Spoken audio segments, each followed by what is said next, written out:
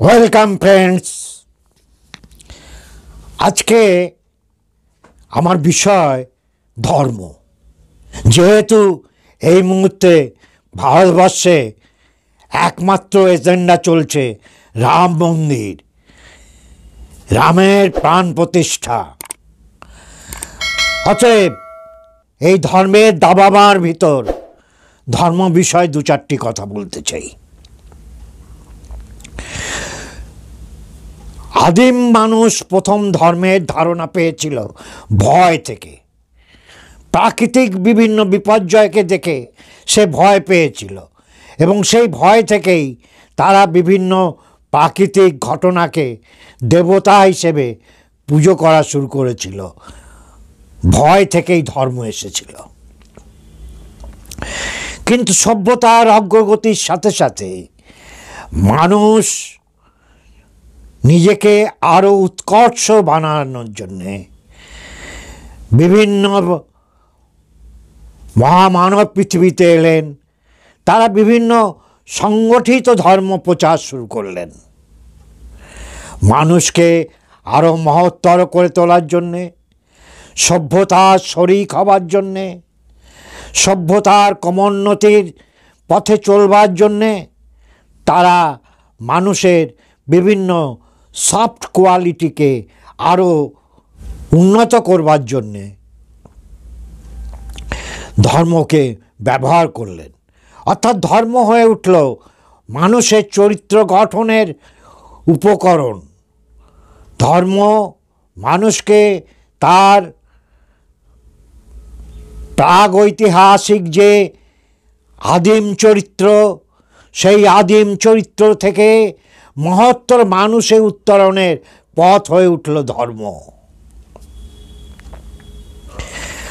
আমরা দেখলাম কি, সে বৌদ্ধ ধর্ম থেকে শুরু করে সনাতন হিন্দু ধর্ম, জৈন ধর্ম এবং পরবর্তীকালে এলো এক ঈশ্বরের ধারণা বা একেশ্বরবাদ ধর্ম, অর্থাৎ জুডিজম অর্থাৎ ইহুদি ধর্ম।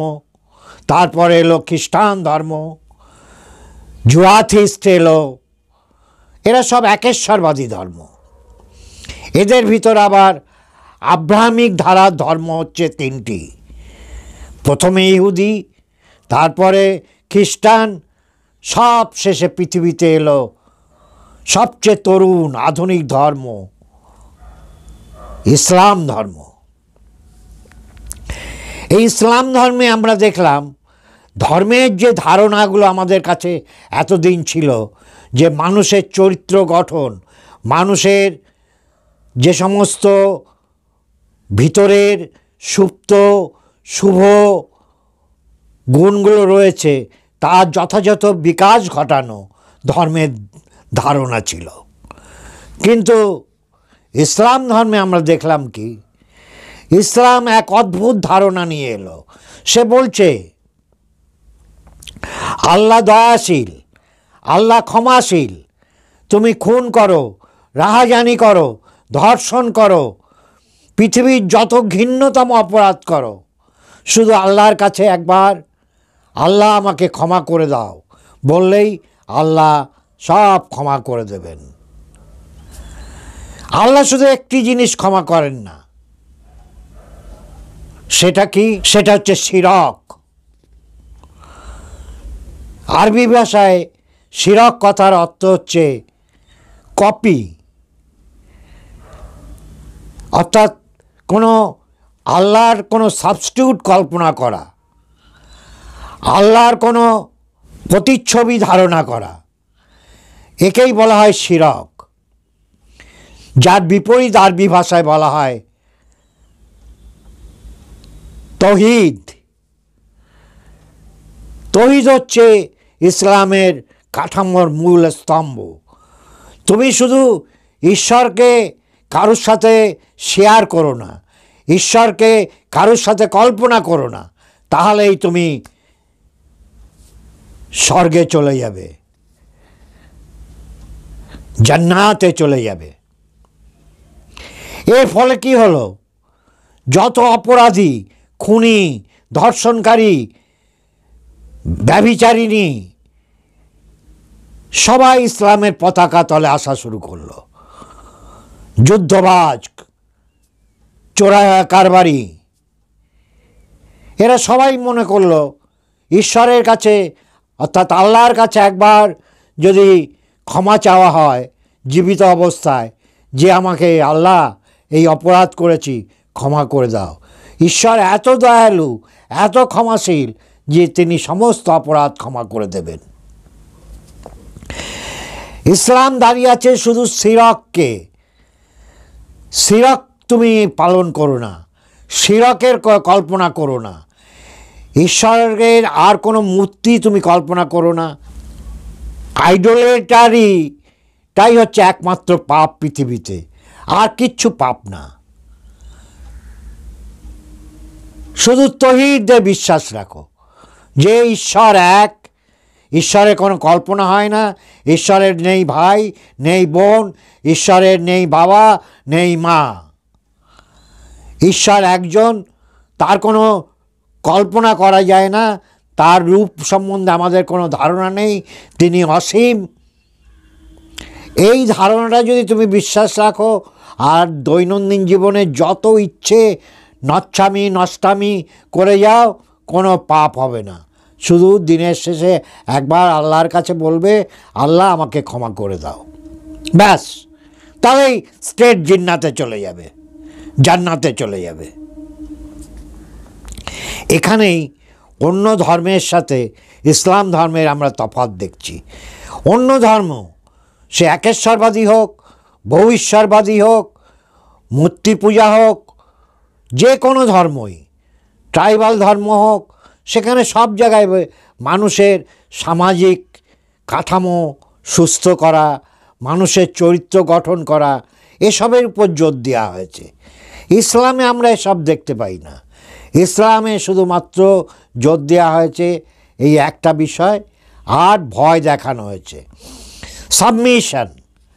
ইসলামের কাছে সাবমিশন মানে আল্লাহর কাছে সাবমিশন মানে কি, যে যেখানে আছো, যে যে ধর্মে আছো, তুমি সাবমিট করো, নাহলে তরবারি দিয়ে তোমার বুক কেটে ফেলবো, গলা নামিয়ে দেব। এই হচ্ছে সাবমিশন। আর ভয় দেখানো হচ্ছে যে ফাইনাল ডেতে জাজমেন্ট হবে। আরে কে দেখেছে ফাইনাল ডেতে জাজমেন্ট? কি জাজমেন্ট হয় কে দেখে এসেছে? পয়গম্বর দেখতে পেয়েছেন? পয়গম্বর ঈশ্বরকে দর্শন করতে পেরেছিলেন? পয়গম্বর তো ঈশ্বরের বাণী শোনেননি ডিরেক্ট, তিনি যা শুনেছেন জিব্রাইলের মাধ্যমে।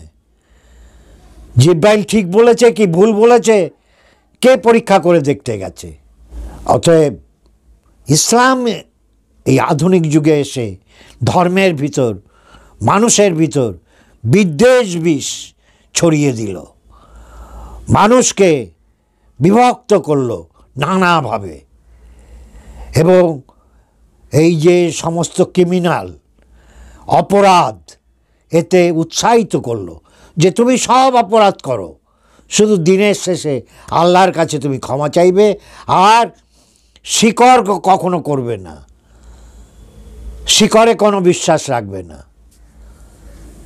শিকড় অর্থাৎ মূর্তি, ঈশ্বরের কোনো মূর্তি হয় না, ঈশ্বরের কোনো প্রতিরূপ হয় না, ঈশ্বরের সাথে কাউ শেয়ার করো না, শুধু oneness of God, only god,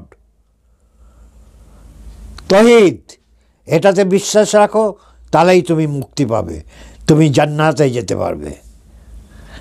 এখানেই ইসলাম ধর্মে আসাতে পৃথিবীতে এত অশান্তি, এত বিবাদ, বিরোধ, যুদ্ধ।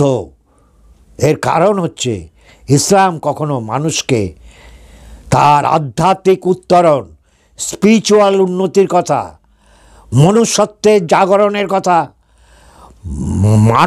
মানবতার উন্নয়নের কথা, মনুষ্যত্বের উন্নয়নের কথা বলেনি। সে শুধু বলেছে ওয়াননেস অফ গড, গডের কোনো প্রতিরূপ হয় না। আপনি যদি ভুল করেও কাউকে কথার মাঝখানে বলে ফেলেন মায়ের কসম হয়ে গেল আপনি শিকরের দোষে দুষ্ট হলেন, আপনার জান্নাতে যাওয়া হবে না, জাহান্নামে যেতে হবে। থ্যাংক ইউ, আজ এই পর্যন্তই থাক।